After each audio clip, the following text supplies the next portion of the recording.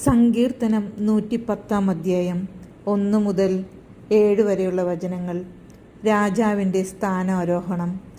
കർത്താവ് എൻ്റെ കർത്താവിനോട് അരുളിച്ചെയ്തു, ഞാൻ നിന്റെ ശത്രുക്കളെ നിന്റെ പാദപീഠമാക്കുവോളം നീ എൻ്റെ വലത്തുഭാഗത്തിരിക്കുക.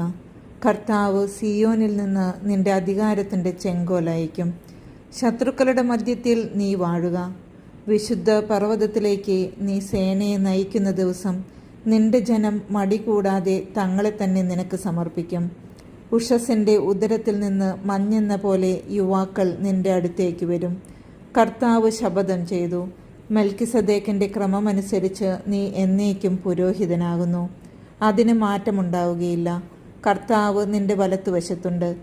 തൻ്റെ ക്രോധത്തിൻ്റെ ദിനത്തിൽ അവിടുന്ന് രാജാക്കന്മാരെ തകർത്ത് കളയും. ജനതകളുടെ ഇടയിൽ അവിടുന്ന് തൻ്റെ വിധി നടപ്പിലാക്കും. അവിടം ശവശരീരങ്ങൾ കൊണ്ട് നിറയും. ഭൂമിയിലെങ്ങുമുള്ള രാജാക്കന്മാരെ അവിടുന്ന് തകർക്കും. വഴിയരികിലുള്ള അരുവിയിൽ നിന്ന് അവൻ പാനം ചെയ്യും. അവൻ ശിരസ്സുയർത്തി നിൽക്കും.